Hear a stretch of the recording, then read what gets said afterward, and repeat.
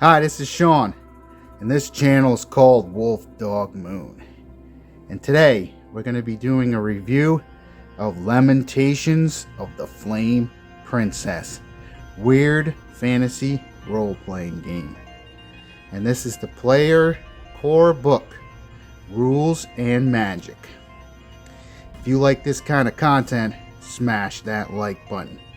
Consider subscribing to our channel for more awesome role-playing game discussions, and ring the bell for notifications, and comment down below and share with your friends. Alright, let's get into this. Okay, I've been putting off doing a review on this particular role-playing game because I was trying to figure out exactly how to present this one. Now, I'm just going to get into it here. Now, Lamentations of the Flame Princess is similar to, if you've watched my basic fantasy review.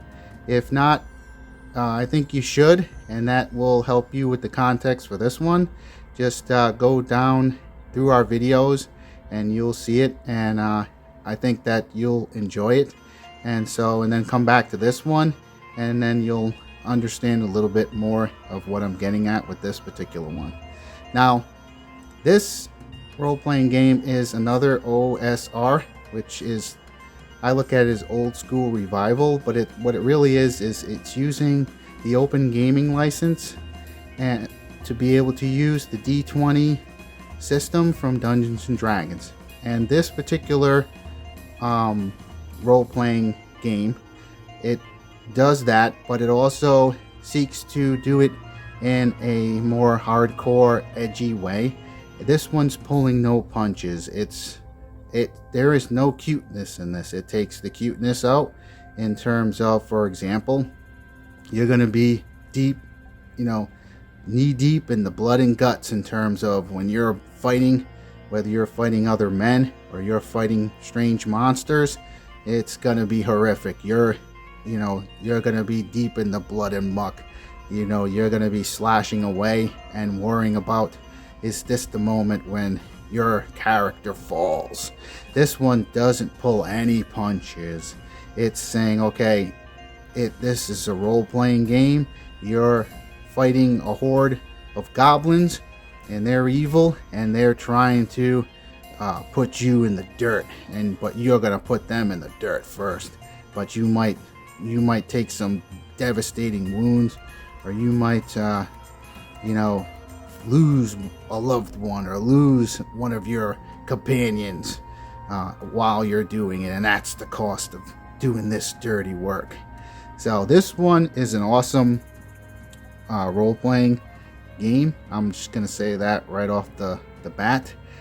It's just what's good about it, and what makes it a little bit of a deterrent probably is that it even has the explicit content label. And because what it is it's like I said earlier, it's not being cute about anything. You're playing a role-playing game where, like, what I would an example I would give you for how you should think of something like this is the movie Conan the Barbarian with Arnold Schwarzenegger. You're in that movie, they go on quests and they're fighting this sadistic cult-like figure and they're fighting giant snakes, and they're getting in the blood and the muck, and it's intense, and it's adult, and it's not it's not trying to be family friendly in a way that some of the other, if you want to call them more mainstream role-playing games, are trying to be. But at the same time, war and fighting is adult. It is intense, and I think this would be fine for middle school kids. They know what it's like to be in the mud and the dirt, and there are a couple images in here that are questionable, and then I'll show you a few of the images, and then there are some drawings that I kind of call, like, I look at them as like stoner artwork, or horror type. They show like, okay, this blood leaking from the there's a dwarf in here. I'll show you. He has arrows stuck in them and stuff.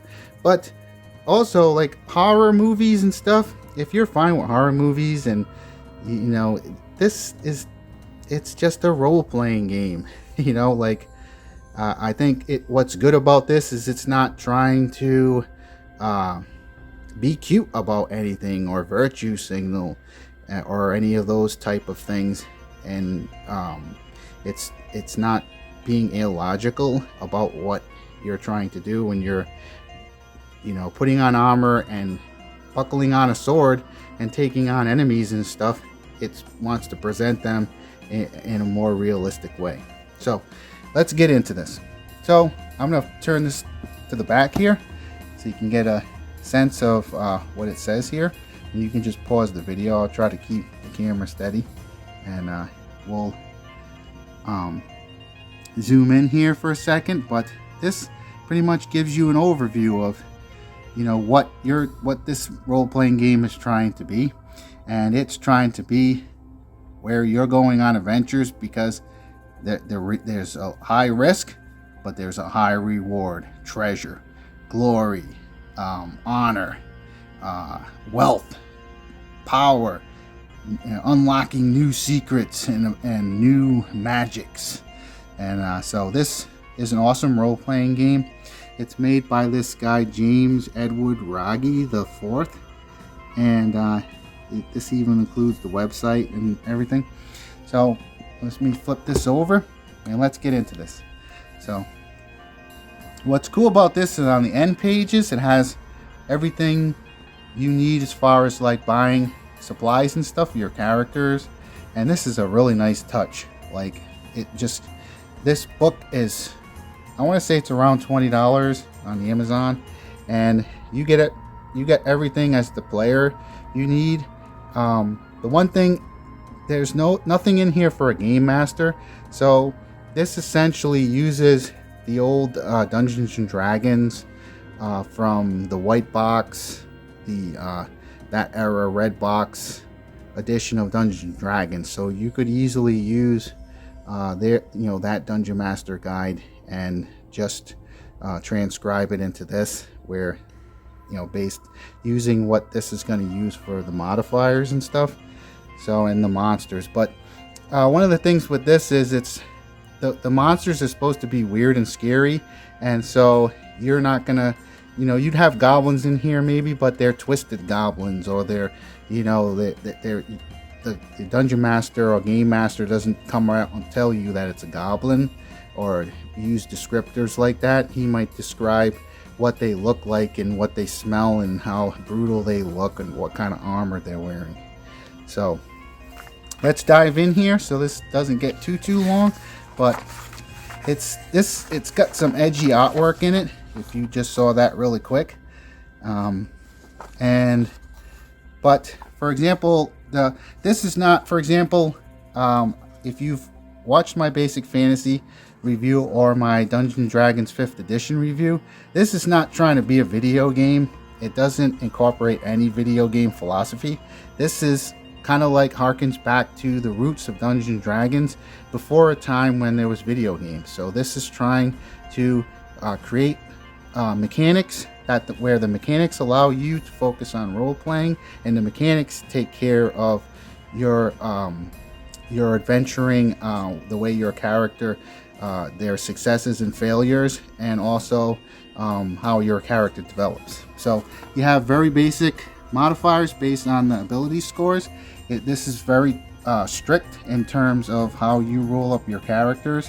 For example, it wants you to write down charisma, constitution, dexterity, intelligence, strength, and wisdom in that order, and then you roll 3d6 for each ability score, and you can only they give you one ability that you can swap, but you're stuck with your scores. So this is trying to get you right into creating a character, you're not fussing around and spending a lot of time on trying to create some superhero type video game character. You're going to get what you're going to get at a certain point, and this wants you to do that very quickly and then go on to focusing on what type of character that you want to be. And now it's about role playing. So I'm going to jump ahead, and I'll give you some other examples on. Let me zoom in here. So you have the cleric, the fighter. Now here's an example of what I wanted to point out earlier. It says right here that for in battle there is no law. Man maims man. Horribly wounded men scream for mercy as their life's blood pours out from cruelly hacked wounds. See, it's not trying to pull any punches. It's not trying to be politically correct. And that's what's awesome about this Lamentations of the Flame Princess. It's not trying to be politically correct. It's trying to have you, this to me is Braveheart, or Lord of the Rings, or Conan the Barbarian, where you're trying to create characters and with the understanding that you're going to face this kind of thing where there's no politically correct aspect to it. And then something like this, for example, the magic users, they're automatically, as they most likely would be in a fantasy setting, is they are feared and also distrusted, because and it gets into it here and spells it out.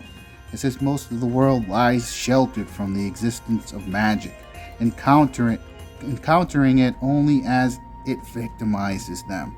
They huddle in their churches for comfort and trade their freedom and dignity to a ruler as they beg for protection, all for the fear of the supernatural, which they do not and cannot understand. And then the magic user, they choose a different path. Instead of cowering away from the darkness, they revel in it. So on the frontier, for example, magic users are going to be automatically distrusted, and they're on the fringes.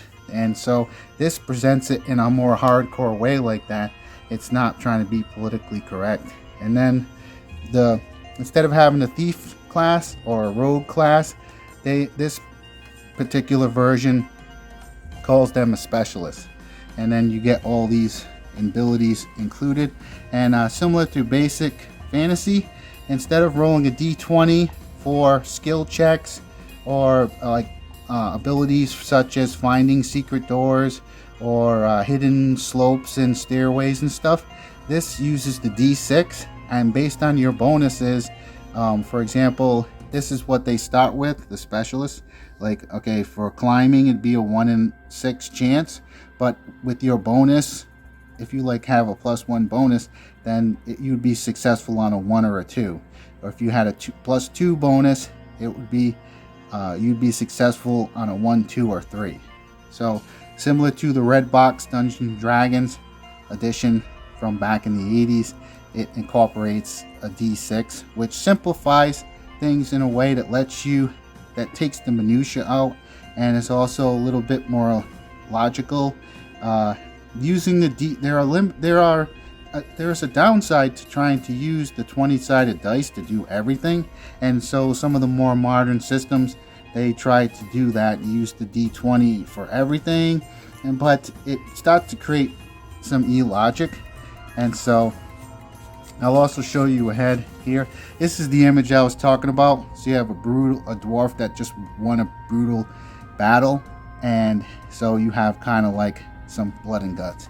And then there's a couple other color images in here that might be a little too intense for some viewers, but again, this is not trying to be politically correct. So if you're fine with, if you are the kind of person, it's parental guidance. So if you are the kind of parent that can explain the brutalities of war to your kids or whatever in a way that they can understand, then they'd be fine with this. And there's a couple images in here I'm not going to show you, but it has a little bit of nudity, and if that's a problem for you, you could maybe slice those out with a razor blade or something. Buy a copy for yourself where you don't do that if you're the game master. But I don't think you really need to go to those lengths. Again, this is not trying to be politically correct anyway. And what's cool is, another thing is, this goes back to saving throws. And one of the things that they get wrong in a lot of the newer editions, including 5th edition, is the saving throws. And that's not the only thing they kind of get wrong, but the saving throws balance out the different character classes. Remember, this is a role-playing game, so the wizard, there's a logic that should be in the concept phase of the creation of these role-playing games, and these older systems do it a lot better. So you have the saving throws, which distinguishes not only some of the elves and the dwarfs and the humans, but also the different classes. A wizard that has studied magic and stuff is going to be naturally resistant to magic because they know what it entails, and that whereas a fighter is not going to be as resistant to magic. And then there's going to be this balances out the classes, and that's another one of my pet peeves. And hold on one second, please. Okay, another one of my pet peeves with newer editions of Dungeons & Dragons, for example, like the 5th edition, is that the wizard and the fighter, as they level up, there's going to be a point where, okay, the wizard's casting lightning bolts and stuff, and now the fighter would be outclassed if you didn't balance that out. And so one of the ways they balance stuff out is not only saving throws, but also later the fighter, for example, can purchase like a castle and hire retainers and mercenaries and minions to work with them. And so that's one of the ways to balance out, okay, the wizard character can cast lightning bolts, but the fighter, he can hire all these troops, he can hire all these mercenaries, and he has his own castle and stuff. So they get that wrong in newer editions. And then and I go further on, but the equipment list is also in here, so you get all that stuff. And so, you know, doors, opening doors, climbing, all that stuff uses a D6, and that harkens back to basic fantasy role-playing game does that as well, but that also harkens back to more of the roots of Dungeons & Dragons. It's not trying to be a video game, and this Lamentations of the Flame Princess is not trying to be a video game either. So and then let's see, I want to see what they had for weapons. Now what's cool in here, they don't specify. It says weapons, great, medium, minor, and small. So another pet peeve that I have with Dungeons & Dragons, for example, is they won't include katanas and some, Japanese weapons, the katanas, samurai swords, and this doesn't specify. For example, here I think like a medium sword is 1d8, and that's going to be a long sword, but that could be a samurai sword. So then you could have a katana in this, no problem. And then here's what I was saying about retainers. So you can have the fighter can hire retainers later, and this also incorporates encumbrance, so you can't carry too many things. So this does everything really well and harkens back to the roots of Dungeons & Dragons style role playing, and Gary Gygax and their original vision for Dungeons & Dragons. And it doesn't treat this as if it's a video game. It's not trying to be politically correct or in that way where it's trying to create you're trying to create superheroes and stuff that you would see in Skyrim or one of those video games. This is trying to approach it more from the stance, like you got artwork like this, and then artwork like this. And then there's a couple images in here. I won't show it, but it's got a little nudity and stuff. So, and then this has some stuff in the back that gives a little bit of advice on let's see, it spends a lot of time on spells and stuff, and this is presented in a straightforward way, which is really cool, with that edge that, okay, this means business. They're not, being an adventurer is not, you're not fooling around, and it's not trying to be politically correct in any way, and it's also trying to maintain this. Okay, you're a warrior or you're a wizard or whatever, and your spells, you hit somebody with a fireball, they're gonna burst into flames, and there's gonna be screams, and you're gonna be fighting with your sword, your battle axe, and you're gonna be taking on other men that are evil, or creatures that are evil, like goblins or something.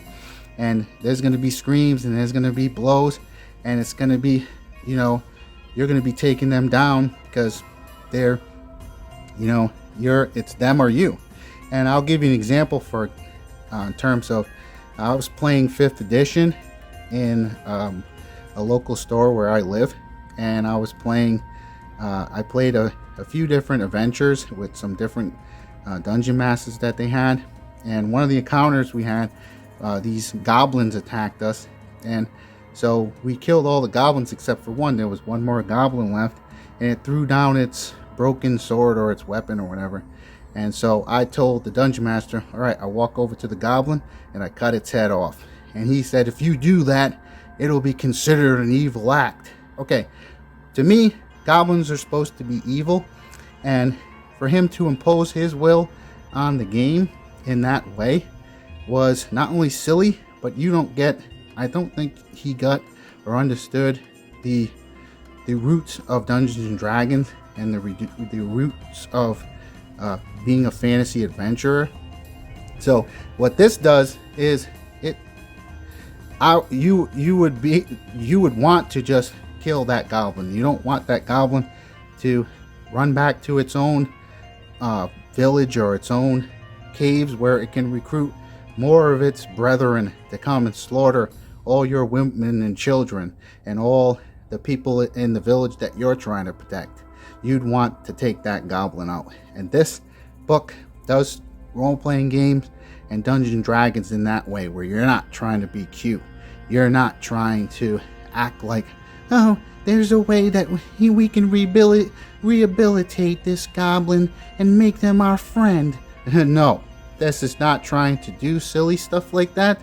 This is trying to present a role-playing game where you're in the blood and the muck, and you're savaging with your weapon, and you're taking down goblins or evil men, and it's good versus evil, and these creatures might be weird, and you don't know what their intentions are, but you need to protect your loved ones or your fellow companions, and it's them or you. And that's what this does. All right, another example too I would give to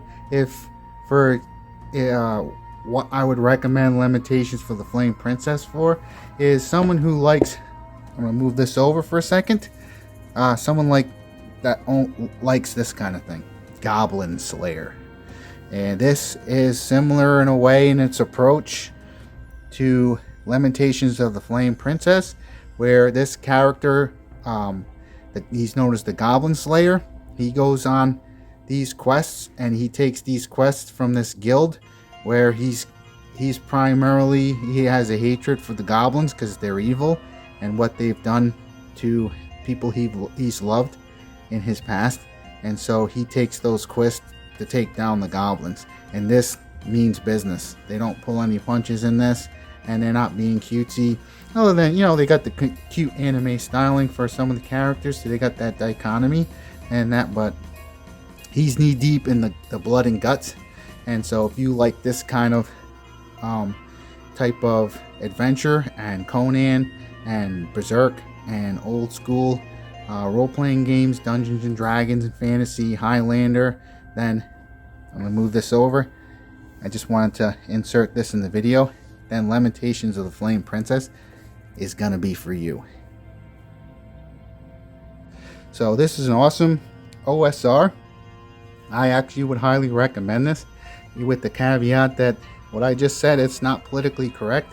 It's trying to be to focus away from any of that silly cuteness that they're trying to mash into certain things where it doesn't belong or where it doesn't logically make sense. When you're in war, when you're in a battle, it's nasty. It's terrible in its way that you're fighting for survival. But with this, you're going on quest and you're trying to be a hero. You're trying to build your own treasure, and you might face monsters in dungeons, and you might have to go turn into a savage. So definitely would highly recommend this. I definitely like these old school revival versions of Dungeons and Dragons style adventure, and Lamentations of the Flame Princess definitely fits the bill. With this, you get a really nice hardcover. It's about, I'd say, 10 inches wide by 7 inches or 8 inches. It's very small, so in that way it's very portable and easy to carry. This would fit easily in a duffel bag, and it also includes everything you need as a player. Now, the caveat I would say with this, I don't think that there is a, like, what they call a referee manual yet, or like a game master guide. So this would probably be more for someone who at least has one of the older, whether it's second edition Dungeons and Dragons guides for the Dungeon Master, or one of the red box, or the white box versions of Dungeons and Dragons. Or you could use probably the basic fantasy role-playing game for if you wanted to, for the Dungeon Master guide. But if you're an experienced Dungeon Master, or even if you're not, this gives you enough to get started.